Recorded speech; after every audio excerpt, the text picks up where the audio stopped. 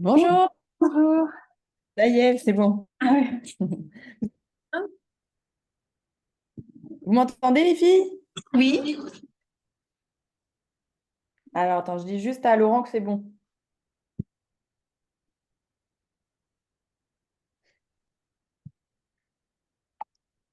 Hop. Du coup, est-ce que vous avez des questions par rapport au cours de la dernière fois? Non. Ok, attendez, juste je coupe le feu parce que j'étais en train de faire à manger et ça va cramer. Oui. Y a pas de- J'ai profité de vos petites minutes de retard pour faire à manger. Hop. Du coup, vous avez bien compris tout le cours de la semaine dernière. Enfin, c'était la semaine dernière ou il y a 15 jours? J'ai déjà oublié. Oui, c'était la... Semaine dernière. Ok. Alors, je vais essayer. Ah, c'est bon. Cette fois-ci, ça marche. Alors, document. Hop. Je vais vous refaire le partage d'écran et on va continuer de travailler du coup sur le même chapitre. Alors, le chapitre que vous avez vu, il est assez court, donc on va revoir des choses que vous avez déjà vues un petit peu la semaine dernière, mais c'est pas grave, ça va nous remettre dedans, d'accord? D'accord. Et donc comme ça, si vous avez des questions, vous me dites. Mince, c'est pas ça que je voulais faire. Hop, partager.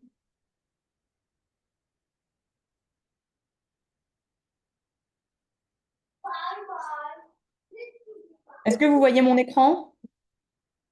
Oui. Ok, parfait.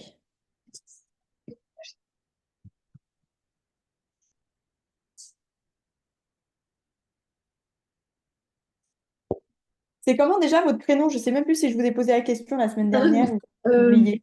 c'est Haan et Havi. Ok, ça va.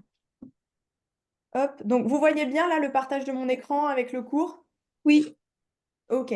Donc vous vous souvenez de quoi on avait parlé la semaine dernière? Est-ce que vous sauriez me faire un petit résumé ou me redonner quelques petites infos? Parmi des différents types de mutations. T'as des... Ouais. Est-ce que vous vous euh, souvenez des noms de ces différents types de mutations? la substitution, Ouais. la délétion et Ouais. l'insertion. Ok. Vous vous souvenez quel est le but de chacune? Euh, la délétion, c'est une perte de nucléotides. Ouais. L'insertion, qu'est-ce que c'est? C'est un ajout de nucléotides. Ok. Et la substitution? C'est un remplacement de nucléotides par un autre. Ok. Parfait. Est-ce qu'on avait vu d'autres choses? Même moi, je sais déjà plus. Ça, on avait Euh, fait ça. euh, On avait parlé un petit peu d'ADN, de ce qu'était l'ADN. On avait rapidement parlé de l'ARN aussi, je crois. oui. Très rapidement. Ok. Donc là, aujourd'hui, on va encore parler de l'ADN et je vous ai trouvé quelques autres exercices. Alors, comme je ne sais pas vraiment où vous en êtes dans le cours, si j'ai bien compris, vous aviez juste commencé un petit peu Oui. en classe. Donc, je ne sais pas où votre prof va vous amener sur ce chapitre-là. Moi, j'ai cherché un petit peu sur Internet avec le programme, qu'est-ce qui pouvait, enfin, à quoi ça ressemblait. Et j'ai trouvé ces informations-là. Donc, je pense que vous allez voir ça prochainement. Dans tous les cas, même si vous ne le voyez pas prochainement, vous allez le voir forcément dans l'année. Donc, ça ne sera pas chose perdue, d'accord? Oui. D'accord. Donc, il y a plusieurs natures et origines aux mutations. On avait parlé, je crois, un petit peu des mutations spontanées, ou je sais même plus si on en a parlé ensemble la semaine dernière, et avec les agents mutagènes. Ça vous parle ou pas? Euh, Je vais regarder la semaine dernière comment je vous l'avais expliqué, mais il me semble qu'on en avait parlé un petit peu. Toc, toc, toc. Non, on n'en avait pas parlé, bah, c'est pas grave, on va en parler maintenant. Donc, il y a plusieurs types de mutations encore. Les mutations spontanées, elles apparaissent quand il y a une réplication d'ADN due à une erreur. Donc, les erreurs, vous les avez vues, c'était par exemple la substitution, la délétion, l'insertion, ça c'est des erreurs de mutation. Donc, ça s'appelle des mutations spontanées. Aussi appelées mutations ponctuelles parce qu'elles arrivent à juste certains moments, juste à certains moments, c'est pas tout le temps. Alors que, on va en parler un petit peu plus tard, il y a aussi une sorte de mutation qui s'appelle la mutation chromosomique, qui, elle est impliquée un peu plus souvent et elle touche une plus grande partie de gènes. Donc, on revient aux mutations spontanées. Je vous ai dit, c'est la réplication, enfin, c'est une mutation qui est due à un changement dans l'ADN et un agent mutagène. Est-ce que vous comprenez le terme mutagène? Non. Les mutagènes, est-ce que vous savez ce que c'est un pathogène? Non. Un pathogène, ça va être, par exemple, une bactérie, un virus, un parasite. C'est des agents pathogènes, c'est des agents qui... Alors, je ne sais pas comment vraiment définir ce mot-là, mais par exemple, il y a des agents pathogènes et des agents non pathogènes. Les agents pathogènes, ils ne vont pas être dangereux pour la santé, ou enfin du moins, ils ne vont pas impacter une maladie, alors qu'un agent pathogène, il va impacter la maladie. Enfin, il va toucher une maladie. Je veux dire, quand tu as un virus, c'est un agent pathogène. À côté de ça, si tu tiens du métal, c'est pas forcément un agent pathogène, c'est un agent non pathogène. Est-ce que vous Oui. voyez bien la Oui. différence? D'accord. Ok. Donc, les agents mutagènes, ils sont créés à base des agents pathogènes. Donc, vous voyez, les radiations, par exemple. Radiations, vous savez ce que c'est, les UV, les rayons X, des choses comme ça, c'est des radiations. Quand on va faire une IRM ou un scanner, enfin non, ça, c'est pas radioactif, mais quand on fait une radio, on vous cassez le bras, vous allez à l'hôpital, vous faites une radio, ça met des radiations. Et on dit souvent que euh, à un niveau trop élevé de radiation, ça peut poser des problèmes sur la santé. Et du coup, c'est ces agents mutagènes-là qui posent problème. Parce que, vous voyez, les gens qui travaillent dans les radiologies, ils portent souvent un tablier ou alors ils vont derrière une vitre particulière quand ils font la radio. Oui. Vous avez déjà fait des radios? Oui. Non. Ah, toi, oui. Ouais, enfin, vous voyez, on se protège pour justement éviter ces radiations. Parce que quelqu'un qui est face aux radiations prolongées, ça lui pose des problèmes sur sa santé et donc ça peut impacter l'ADN. Après, on vous parle voilà, des substances chimiques, toxiques ou des erreurs de mécanisme pendant la réparation.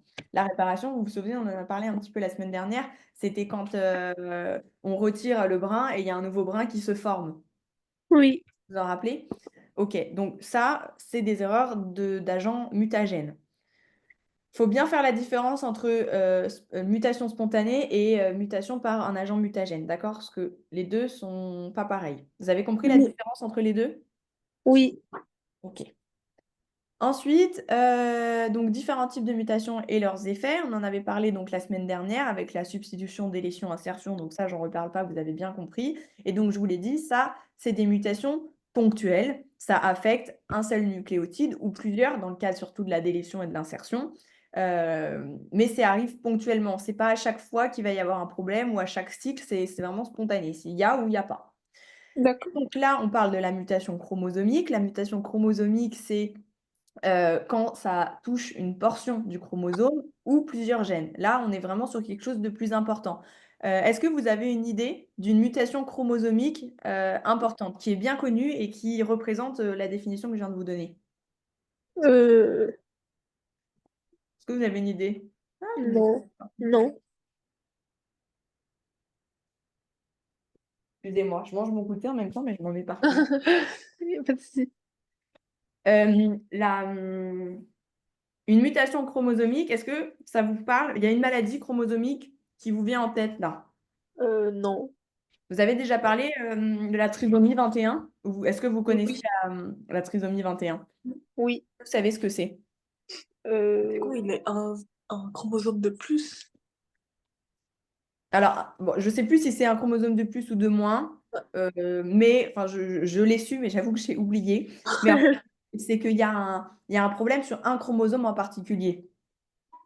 Oui, d'accord.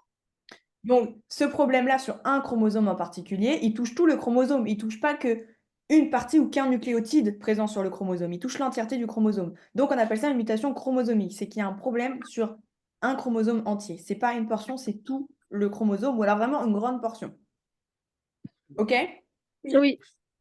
Ensuite, on va parler donc des effets des mutations sur les protéines. Ça, je ne sais pas si vous en avez déjà un petit peu parlé. C'est un petit peu complexe.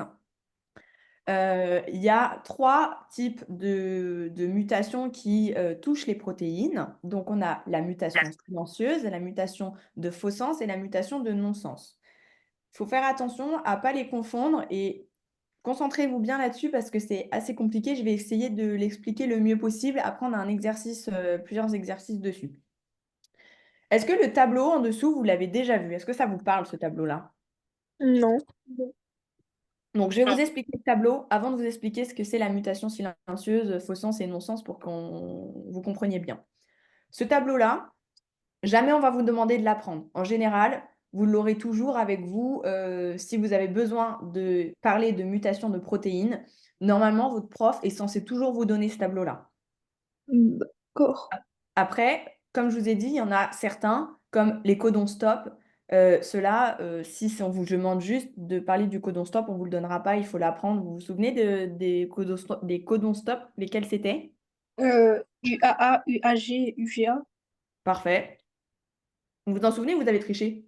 On a trié. Ah, ok. Donc, il faut quand même bien les apprendre Oui. pour que si jamais votre prof il vous donne pas ça le jour de l'examen, ça, c'est vraiment les trois codons qui sont importants et faciles à retenir. Donc, en fait, on vous parle, on vous dit que la portion de nucléotides, donc vous savez, je vous avais dit la semaine dernière, on les écrit par 3, c'est plus simple. Oui. Vous vous souvenez de les écrire par 3, on fait 3, un petit espace, 3, un petit espace. Je vous ai dit, c'est plus simple et c'est surtout pour ça que c'est plus simple. Parce que vous allez lire les nucléotides par 3. Imaginons dans une... attendez, je vais vous l'écrire. Je vais faire un exemple écrit, ça va vous parler tout de suite mieux. Oh.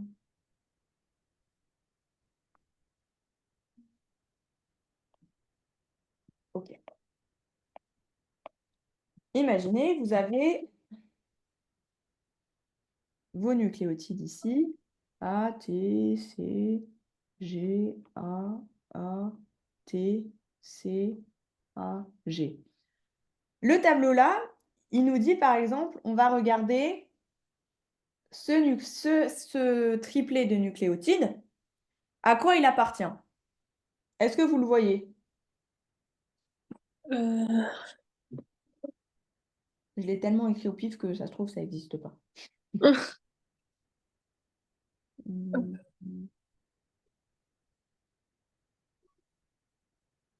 Bon, ok, j'ai pris un mauvais exemple. Ok. On va faire un exemple avec ça directement. Si je vous ai écrit G-U-U-A-U-C et qu'on vous dit il se passe quelque chose sur cette branche-là de... Enfin, le résultat, c'est ça. Vous allez comprendre après. Le résultat, c'est ça. Vous prenez UGU et vous le cherchez dans le tableau. Est-ce que vous le voyez?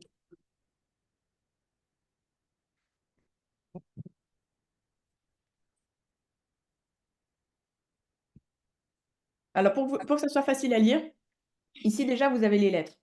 On cherche U, ça veut dire que U il sera forcément dans cette partie-là du tableau. Et ensuite, on sait qu'on a G derrière. Donc, vous cherchez G et vous savez que la deuxième partie, elle sera ici. Donc, il est forcément ici D'accord. notre, ce qu'on cherche. OK? Est-ce que vous l'avez vu? Oui. Oui. UG. OK, il est ici. Et on nous dit que du coup, ça, c'est cette protéine-là. Ok. OK? Il n'y a pas D'accord. besoin de la prendre par cœur, juste on cherche, on sait que c'est cette protéine-là. Retenez juste ça. Maintenant, je vous explique mieux avec les exemples. Juste, il faut retenir que quand vous avez quelque chose comme ça, avec un résultat comme ça, en fait, tout part de l'ADN. L'ADN, vous vous souvenez de sa structure. Quand après, elle mute, qu'elle se réplique ou qu'il y a un changement ou autre, le résultat qu'on va obtenir, il faut qu'on le compare à ce tableau des protéines. OK? Oui. Oui. Donc, pour ça, la mutation silencieuse, c'est une mutation qui ne change pas l'acide aminé dans la protéine. Vous avez un exemple. GAA, donc c'est mon codon, mon premier codon. Il est remplacé par la mutation silencieuse. Donc, il se passe une mutation. On ne sait pas encore que c'est une mutation silencieuse, imaginons. On a GAA et avec la mutation, il devient GAG. Est-ce que dans le tableau, vous pouvez me trouver GAA et j'ai dit quoi? GAG. Est-ce que vous les voyez? Oui. Oui. OK. Ils sont où? Dans la colonne de... C'est Bah, l'acide glutamique. OK. Et alors, les deux, ils sont dans la même colonne ou pas? oui. Oui. OK. Donc, ça veut dire que quand mon codon de base et mon codon de mutation gardent la même protéine, il n'y a pas de modification sur ma protéine et donc on appelle ça une mutation silencieuse. Ça ne change pas l'acide aminé de la protéine. Est-ce que vous comprenez? Oui. Oui. OK. L'exemple d'après, vous allez bien voir la différence. C'est modification, donc une mutation qui change un acide aminé dans la protéine. Regardez bien, le codon de base, c'est GAG et il est remplacé par GTG. GAG, vous le voyez où déjà? Euh, C'est le même que tout à l'heure. On l'a dit, il est en bas, il est dans l'acide glutamique. Oui. Maintenant, GTG, il est où? Oui. Voilà. Normalement, là, il est. Il n'y a pas... Ah oui, alors, je n'ai pas pris le meilleur tableau. J'ai pas fait attention qu'on n'avait pas les T dans le tableau. Bon, c'est pas grave. Je vais trouver je vais vous en trouver un autre. Ok.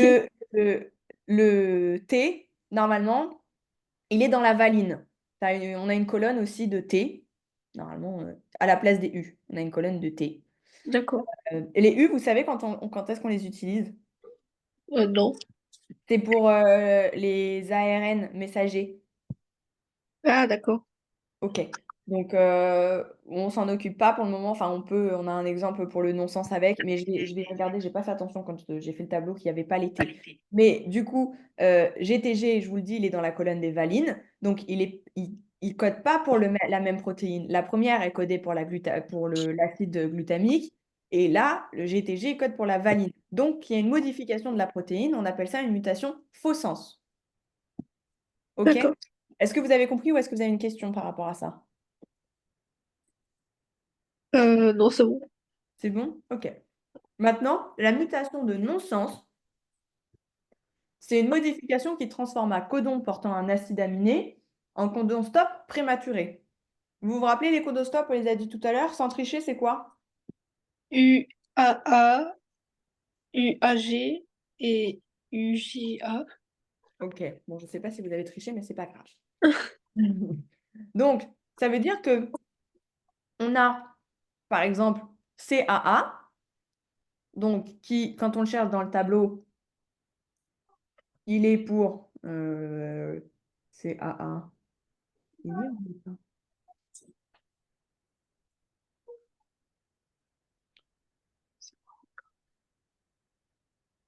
Si, il y est, mais il est dans l'autre sens. Bon, c'est pas grave, je vous le dis, il code pour la glutamine. J'ai vraiment pris le pire tableau qu'il y avait. J'ai pris le premier sur Internet en me disant, c'est le bon. Pas du tout. Je vais vous changer le tableau. Donc, CAA, je vous le dis, il code pour la glutamine. Et si on le transforme en UAA, il n'y a pas besoin de chercher, il n'y a pas besoin de tableau pour ça. On sait donc que UAA, c'est un codon stop, donc on appelle ça une mutation non-sens. OK? Est-ce que vous avez compris? Oui. Ça marche. Ensuite, donc pareil, hein, ces mutations-là, il faut les retenir. Alors, je ne sais pas si vous allez faire ça rapidement en cours ou pas. Pour moi, oui, parce que ça fait partie des mutations de l'ADN et ça fait partie de votre chapitre. Je pense que vous allez en parler. Mais au moins, vous aurez ça, une fois que je vous aurai mis un tableau correct. Ensuite, donc, on va parler des impacts des mutations sur la variabilité génétique. Je me demande si ça, on n'en a pas parlé un petit peu la semaine dernière aussi, ou j'en ai juste parlé vaguement sans en parler dans le cours. Les mutations, elles ont une principale source de variabilité génétique dans la population. Cette diversité, elle est essentielle pour l'adaptation des espèces dans leur environnement par un processus de sélection naturelle. Est-ce que déjà ça, vous comprenez? Non.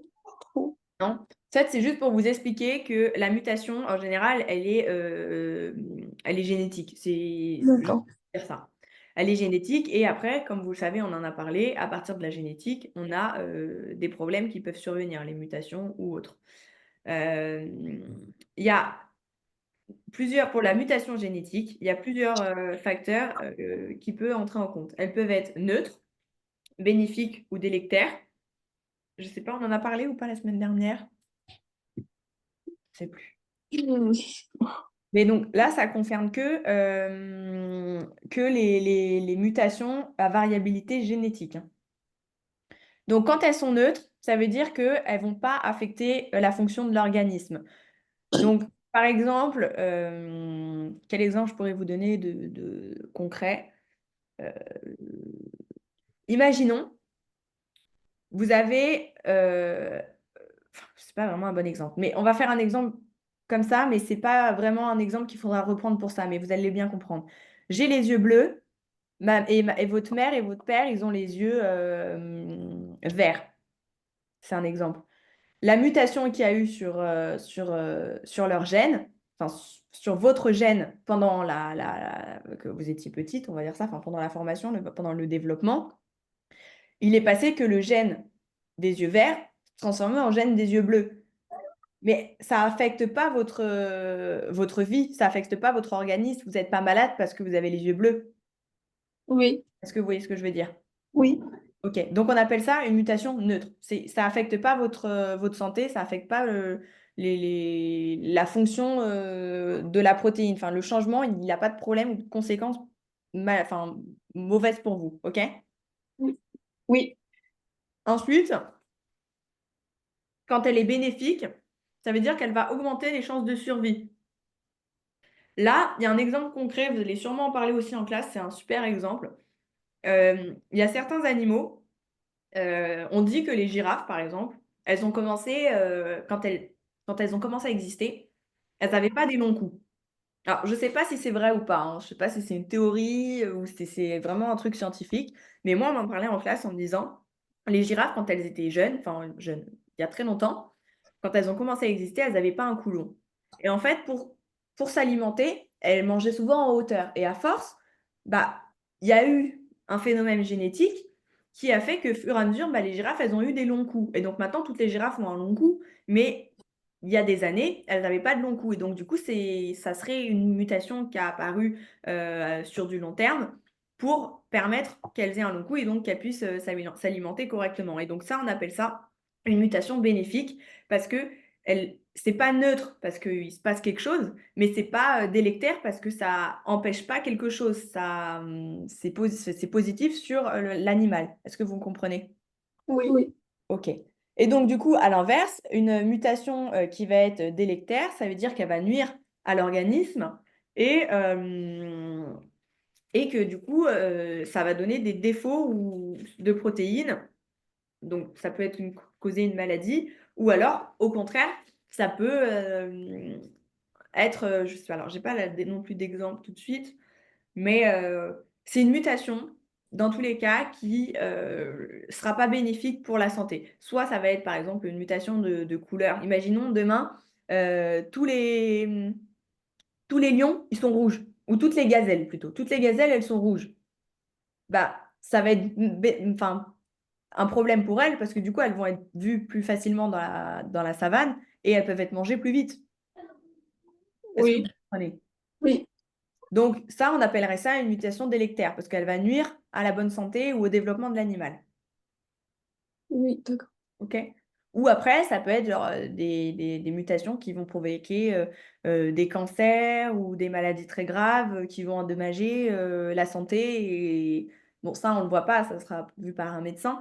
Mais voilà, c'est des mutations qui peuvent être internes ou externes, mais qui sont mauvaises pour la santé. Ok? Oui, Ça, ces mutations-là, je ne sais pas comment vous pouvez l'avoir en exercice, mais essentiellement, je pense que ça sera, par exemple, qu'est-ce qui se passe si, comme je vous ai donné un exemple tout à l'heure, la girafe avait un petit cou, qu'est-ce que ça serait comme mutation qui lui serait arrivée pour qu'elle ait un petit cou? Ça serait quoi comme mutation si elle avait un petit cou, la girafe? le bénéfice. Si elle Ah avait non, un ah non, petit... non, ah non, c'est... euh, Délectaire. Ouais, pourquoi? Parce que, il pourra pas s'alimenter. C'est juste que ça va nuire à son développement. Oui. Je pense qu'elle pourrait quand même manger, mais ça serait plus comme elle a l'habitude. On a l'habitude que la girafe, elle mange en hauteur sur les feuilles, dans les arbres en hauteur. Elle devrait s'adapter, mais si on est d'accord que c'est délectaire. Est-ce que j'ai d'autres exemples?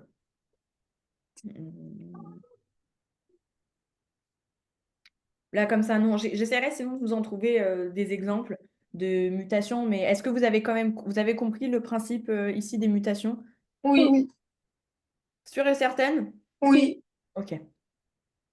Ensuite, ça, on en a parlé la semaine dernière, j'espère que vous vous en souvenez. Les mutations sur les transmissions et l'hérédité des mutations.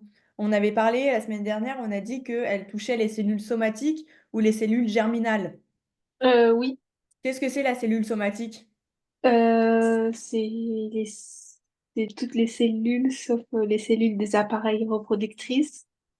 Euh, Ces cellules, quand elles mutent, ne sont pas héréditaires. Tu es en train de lire ce qu'on a écrit la semaine dernière, non? Oui. Mais c'est bien. Mais au moins, tu l'as noté, tu t'en souviens. Ok, Oui. parfait. Et donc, du coup, la mutation somatique, germinale, pardon, Mutations qui arrivent dans les cellules germinales, transmises génétiquement à la descendance et sont héréditaires. exactement. Donc ça, pareil, il faut le retenir, c'est un petit peu important. Alors, c'est pas le plus important, mais il faut que vous vous en souveniez. Ok. Oui. Donc, ça fait partie des types de mutations toujours, hein. Ensuite, il y a un mécanisme de réparation sur l'ADN. Donc, pareil, on en avait un petit peu parlé la semaine dernière. Là, je rentre un petit peu plus dans le détail en parlant de certaines protéines ou de certains enzymes. Pardon, je voulais dire en anglais, parce que je fais l'exemple Euh, en anglais. L'ADN, elle est capable de corriger donc certaines mutations euh, Oui. grâce à, est-ce que vous vous souvenez du terme, quand il y a une mutation, quelle est la première étape? Enfin, ou plutôt la deuxième. D'abord, on reconnaît l'erreur, après, qu'est-ce qui se passe? On répare. Avant de réparer, qu'est-ce qu'on fait? Euh, je sais pas. C'est écrit.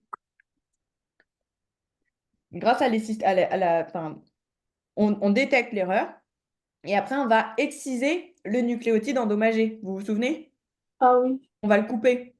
Donc, on vous dit ça, là, le cours, il vous dit ça, que l'ADN, il est capable de corriger certaines mutations grâce à un système de séparation où on reconnaît d'abord et après, on excise. Ces mécanismes, ils échouent dans certaines mutations et ça peut donc donner des transmissions cellulaires ou donner des problèmes cellulaires ou sur la génétique. Il y a des types de mécanismes, du coup, pour corriger l'erreur. Donc, en cas de problème, hein, si la réparation, elle ne se passe pas bien, je parle bien. Si ça se passe bien, c'est comme on en a parlé la dernière fois, on reconnaît l'erreur, on l'excise et on répare la réplication, enfin le brin d'ADN. Si ça ne se passe pas bien, il y a 3 possibilités. Il y a une détection de l'erreur, donc une erreur dans la séquence d'ADN comme un nucléotide mal appareillé ou endommagé, il est détecté par des enzymes spécialisées. Les enzymes spécialisées, en général, c'est la ligase, mais ça, vous en parlerez, je pense, un petit peu mieux plus tard. La ligase, c'est une enzyme qui est spécifique pour aller reconnaître là où il y a un problème. Donc, elle va détecter l'erreur. Et elle va après, à son tour, dire, bon, là, il y a une erreur et il faut faire ça. Ok. C'est si ça n'a pas été fait en amont par déjà le mécanisme de base. Est-ce que vous comprenez ou pas? Pas trop. Pas trop. Pas trop. Donc, Ouais. vous vous souvenez du mécanisme de base? Mécanisme de base, c'est je reconnais, je coupe, donc j'excise le nucléotide, on coupe le nucléotide qui est défectué. Jusque-là, vous vous souvenez? Oui. Ok. Ensuite, tu le retires, il s'enlève. Et tu as ton ADN polymérase qui vient pour réparer ton brin d'ADN. Vous vous Oui. souvenez de tout ça? Oui. Ok. Maintenant, si ce mécanisme-là, qui est le mécanisme classique, il ne fonctionne pas, il y a un autre mécanisme qui va se mettre en avant. Le mécanisme qui va détecter l'erreur. Celui-là, il détecte l'erreur et il appelle une enzyme et c'est l'enzyme qui va commencer à faire ce travail-là. OK? Oui, C'est juste que tu as besoin d'une enzyme en plus, alors que normalement, le mécanisme, il se fait naturellement. d'accord. OK? Oui. Après, donc ça, c'est si tu n'as pas pu détecter ton erreur de manière naturelle. C'est une enzyme qui va le faire. Maintenant, on part du fait qu'on a détecté l'erreur, mais que l'erreur a été détectée, mais le mécanisme pour couper notre segment endommagé, il n'a pas fonctionné. Du coup, on appelle un mécanisme pour le segment endommagé. Donc, c'est des enzymes. Donc, pareil, on fait appel à des enzymes qui vont couper eux et retirer eux-mêmes l'ADN qui contient l'erreur, qui est endommagé. OK? Oui, Vous êtes sûr que vous comprenez bien? oui, pensons, oui. OK. Ensuite, il y a le remplacement et la liaison. Et donc, c'est ça, comme je vous ai dit tout à l'heure, l'ADN polymérase qui vient s'insérer sur les nucléotides, qui remplace du coup ce qu'il n'y avait pas de base. Et donc, c'est la ligase qui va lier les nouveaux morceaux d'ADN pour refermer et reconsolider la structure de l'ADN. Ok. Est-ce que ça vous va? Oui, d'accord. Vous êtes sûr? Oui. OK. Petit rappel, on en a parlé rapidement la dernière fois, l'ADN polymérase, qu'est-ce qu'il fait? Il répare le fragment. Ouais. Des- de- Attends, il répare quoi, tu m'as dit? Il répare le fragment. OK, oui. Donc, l'ADN polymérase, je ne sais pas si je vous l'ai dit la dernière fois, mais c'est une enzyme. Bon, c'est pas hyper important, mais ça peut être utile quand même. Donc, c'est une enzyme qui corrige les erreurs et qui va réparer les fragments d'ADN qui ont été retirés. OK? D'accord. OK. Hop. Ensuite, le rôle des mutations dans l'évolution. Donc, la mutation génère, ça, je sais plus. Je crois que j'ai dit que c'était pas important. Non, c'est pas. Ouais, c'est juste un rôle, mais ça, on en a déjà un petit peu parlé. Vous pourrez le lire ou le relire après en voyant le cours. OK. Vous avez un petit cahier pour écrire? Oui. OK. Moi, ce que je propose, c'est que pour l'exercice 1, vous le fassiez chacune de votre côté, sans tricher l'une sur l'autre, au moins pour le A. Et on s'arrête là, on fait à l'oral, on corrige. Et après, on vous refaites le B, le C, on verra si après on le fait à l'oral. Mais au moins le premier à l'écrit. Juste, je vous explique, parce que la question 3, elle est un petit peu compliquée. Donc, dans cet exercice-là, on va vouloir voir les types de mutations. Donc, vous vous souvenez que je les ai dit tout à l'heure. Enfin, on en a même parlé la dernière fois. Euh, les trois types de mutations, vous me les avez redits tout à l'heure. Oui. C'était lesquels? Vous vous souvenez? Substitution, délation et insertion. Ok, parfait. Donc là, vous allez devoir sur chaque ADN me dire du coup lequel est une substitution, lequel, enfin si c'est une délétion, une substitution ou une insertion. Et à la question 3, quand on vous dit précise l'impact potentiel de chacune de ces mutations sur la protéine produite, c'est juste, il faut regarder donc avec le tableau que je vais chercher tout de suite pour que vous ayez un tableau mieux que le truc que je vous ai mis où il n'y a pas les T. Et en regardant ça, vous allez me dire si on code pour la même protéine ou pas. Et si on ne code pas pour la même protéine, quelle protéine c'est, ou plutôt, est-ce que c'est une mutation silencieuse, faux sens ou non sens? OK? Oui. Est-ce que D'accord. vous comprenez? Oui. OK. Alors déjà, commencez par le plus simple. Trouvez-moi, sinon, pour chaque mutation, les trois, la A, B et C, si c'est une substitution, une délétion ou une insertion. D'accord. D'accord.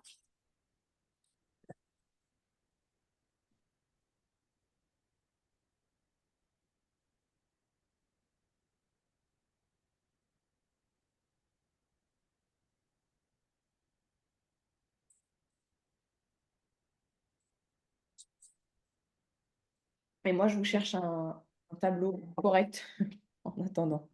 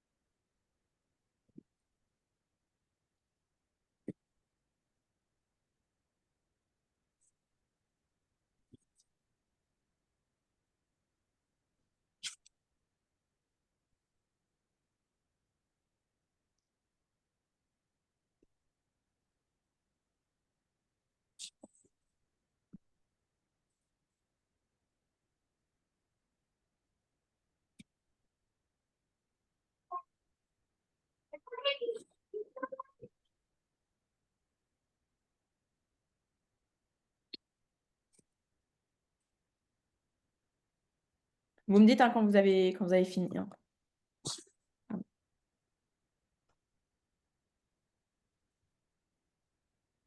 Est-ce que je peux me déplacer sur l'écran ou pas? Euh, ou... Vous avez écrit? non. Déjà, vous avez bien fait attention que la séquence de base, elle était en haut. Hein. Oui. Ok. Parce que j'ai trouvé un tableau, mais je ne sais pas si je peux l'insérer. Ah, si, je peux faire ça. Hmm.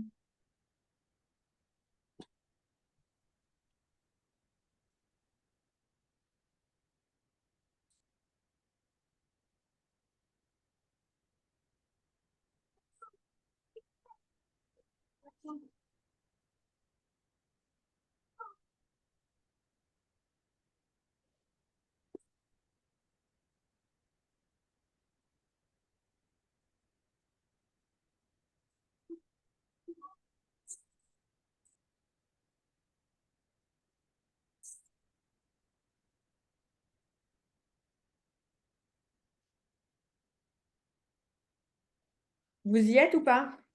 Euh, Peut-être. Auquel vous êtes? Vous Euh, n'êtes pas obligé de tout recopier. Hein. Si juste vous trouvez on est là. au dernier. Ok.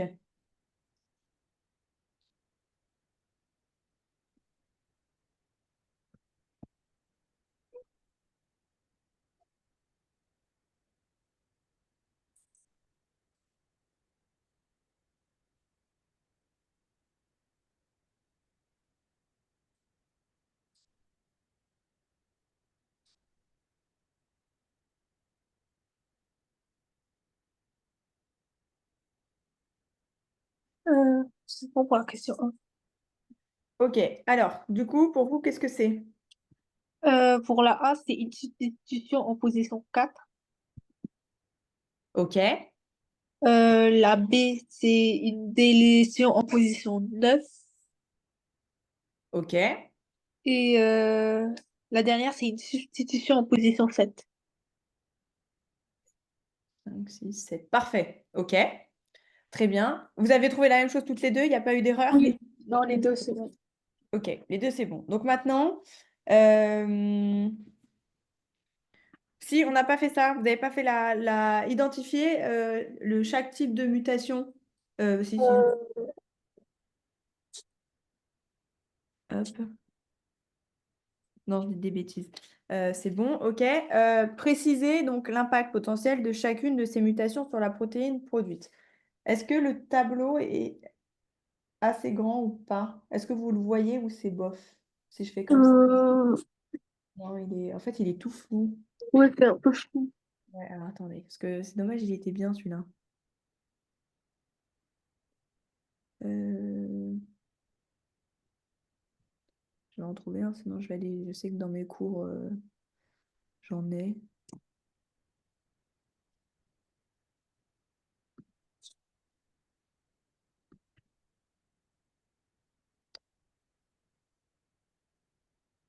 Euh,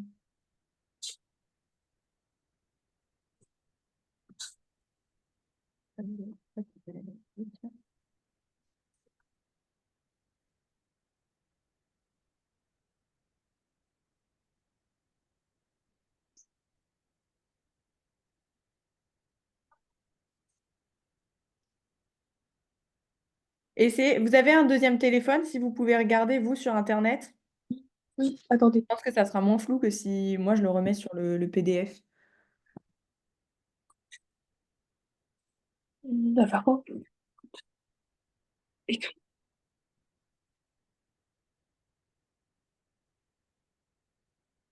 Ah, oui, sinon lui, il est bien. Ouais, mais il n'y a pas T.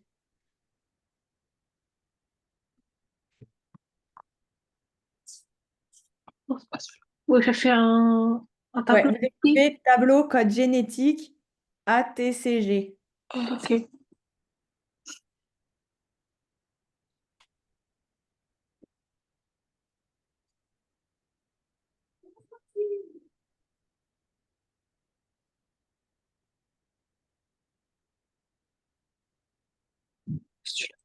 Est-ce que vous trouvez? Et Celui-là. Vous essayez de trouver un tableau où il y a, c'est pas U, mais c'est T. Oui, c'est bon, on a trouvé le même que vous. Oh, tu l'as? Ok, tu le vois bien? Oui. Ah bon, bah alors parfait. On utilise ça. Le premier, vous avez dit que la mutation, elle était sur quelle partie déjà? Euh, C'était... la position 4.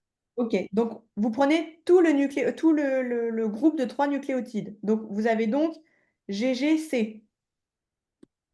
Ah oui. Vous êtes d'accord? Oui.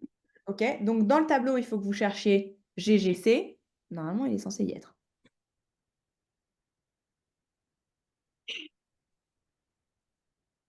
Est-ce que vous l'avez trouvé? Euh, oui. Oui. Il est en gli, donc c'est glycide, je sais plus quoi, bon, c'est pas grave. Tant que vous le trouvez, en fait, il n'y a pas besoin forcément de préciser ce qu'il est obligatoirement, ou enfin, en tout cas, pas tout de suite. Mais il est ici, vous l'avez trouvé. Et le fragment, enfin, le nucléotide d'origine, c'était CGC. Est-ce que CGC, vous le voyez aussi dans le tableau? Oui. Ok, il est au même endroit ou pas? Que le pli, non? Il n'est pas au même endroit. Il y en a un, Non. c'est gli, et l'autre, c'est ALA. Oui. Exactement ce que ça signifie, mais vous voyez qu'il n'est pas au même endroit. Donc, quelle mutation on a là? Vous vous souvenez de tout à l'heure quand j'en ai parlé ici? C'est silencieux, faux sang ou non-sens? Et Vous vous souvenez de la différence des trois? Allez, elle est simple. La première, la silencieuse, c'est que tu vas les retrouver dans la même. C'est-à-dire que ton codon d'origine et ton codon modifié, ils seront tous les deux, par exemple, en gli. D'accord? ok. Le faux sens, pardon, c'est ce qu'on a là, c'est l'exemple qu'on a tout de suite. Et la mutation en non-sens, c'est obligatoirement un codon stop à la fin. Donc là, on D'accord. sait que c'est pas un codon stop. Oui, OK? oui, d'accord. Donc, quelle est la mutation là? Euh, Mutation faux sens. Ouais. OK. Le deuxième, on a dit que c'était TA. Vous êtes d'accord? Oui. Le premier, il est comment?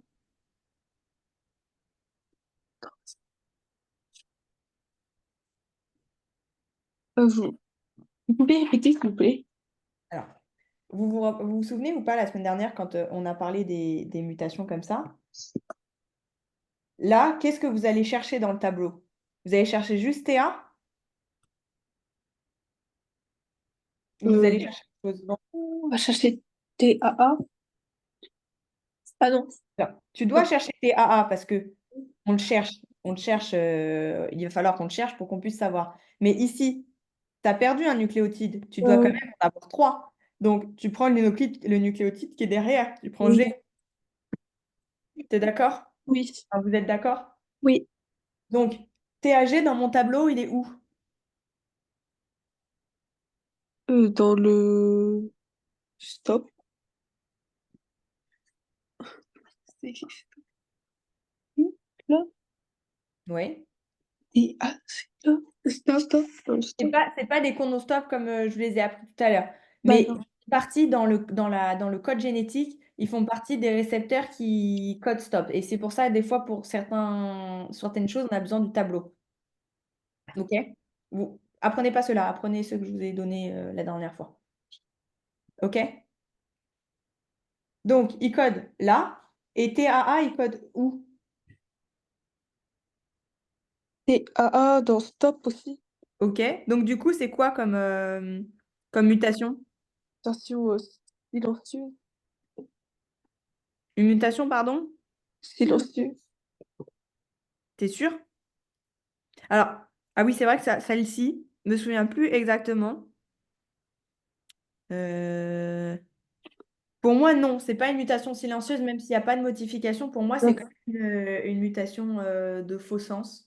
D'accord. Mais j'avoue que je suis plus sûre. En fait, je devrais bien regarder les exemples que je vous mets, parce que je mets des chiffres, enfin, des lettres au pif. Mais Après, ça fait des bêtises. Je vais regarder et je vous reconfirme ça la prochaine fois pour celle-ci, d'accord? Oui, Je le note pour la regarder moi et je ne veux pas vous dire de bêtises, je ne veux pas qu'on gâche le temps qu'on a. Il ne nous reste pas longtemps, puisque il faut bien que j'arrête à l'heure parce que j'ai un cours après vous. oui, Euh, d'accord. donc, je vous redirai pour celle-ci pour être sûr. Et la troisième, du coup, on a dit que la mutation, elle était à ce niveau-là. Donc, pareil, vous cherchez où est AAA et où est TAA. AAA, il est où? Il est dans le lit Oui. et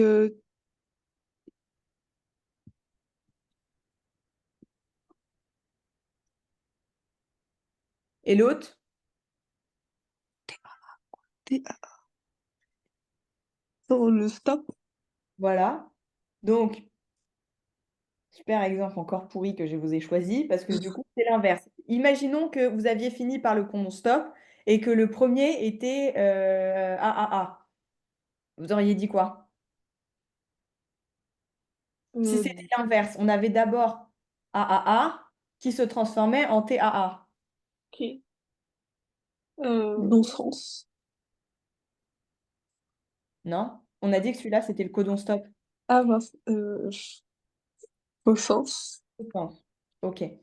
Je crois que j'ai un truc qui me revient en tête. Il me semble que des mutations qui ne respectent pas ces trois choses-là qu'on a dit, donc faux sens, silencieuse et non-sens, il me semble qu'on appelle ça des mutations délinquantes. Ah d'accord. Je suis plus sûre, mais il me semble, j'ai déjà entendu ce terme-là, et il me semble que justement, quand ça rentre pas dans les trois, on appelle ça une mutation délinquante. Donc pour moi, celle qui est ici, là, que je vous ai dit, il faut que je revoie, pour moi, c'est aussi une mutation délinquante, parce que elle respecte pas les trois. On est parti d'un codon stop, on est revenu à un codon stop, sachant qu'en plus, vous vous rappelez que les codons stop, ça, tu codes pas plus loin. Donc, il y a encore un autre problème génétique, mais du coup, pour moi, ça s'appelle une mutation délinquante. J'ai pas trouvé les meilleurs exemples, je suis désolée, Ah, je pense que je vais chercher un exemple sur Internet qui est correct, plutôt que vous faire un exemple en tapant des trucs au pif et en n'ayant pas fait la correction avant, vu que je l'ai fait avec vous. Donc, je vais faire ça. Il y a plusieurs autres exercices. Je vais les re-regarder avant. Et si vous voulez, soit vous vous entraînez à les faire et on peut corriger la prochaine fois, soit au moins vous les regardez et moi, je vous fais une correction en dessous et je vous envoie ça ce soir ou demain. Euh, d'accord. et soit on peut retravailler dessus la prochaine fois, soit on passera à la suite, mais au moins vous aurez vu quelques petits exercices. Comme vous voulez, vous me dites. Oui, d'accord. Je vous fais quelques exercices où on passe les exos et la prochaine fois on fera autre chose ou on travaillera direct dessus la prochaine fois. Vous pouvez nous passer les exercices. Ok, ça marche, je fais ça. Bah, je les re-regarde quand même que vous ne soyez pas bloqués comme là, histoire que les exos soient vraiment bons et je vous les envoie. Est-ce que vous avez des questions sur le cours d'aujourd'hui? Non, c'est bon. Ah, C'est bon. Dites-moi. si, juste, j'avais pas compris pour la mutation non-sens. La mutation de non-sens, c'est quand tu as n'importe quel codon de base, donc tu sais, sur ton ADN classique, sur ton brin classique, ou la semaine dernière, on avait parlé de brin mutant. Ton brin mutant normal, on va dire, c'est une certaine, par exemple, je sais pas, ATT, et quand tu vas le transformer, il va se transformer en codon stop. Donc, à partir du moment où ton résultat après ta mutation, c'est un codon stop, ça s'appelle une mutation non-sens. D'accord. Ok? C'est quand tu Oui, transformes un codon initial en un autre codon qui est stop. Et à partir du moment où c'est codon stop, c'est une mutation. d'accord. Ok? Oui, c'est bon. Vous avez d'autres questions? Non, c'est bon. Ça marche. Vous savez si vous voulez reprendre. Alors, moi, je ne suis pas disponible à partir de demain jusqu'au 9 novembre. Donc, après, si vous voulez qu'on reprenne un cours ensemble, ça sera qu'à partir du 9. D'accord? D'accord, oui.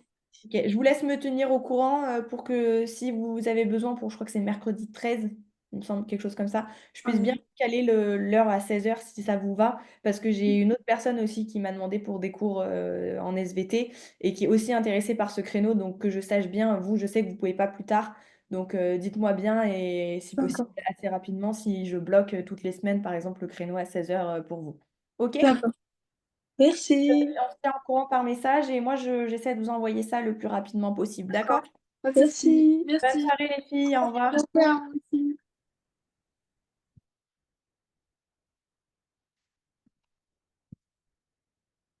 Bah mince, j'arrive pas à arrêter.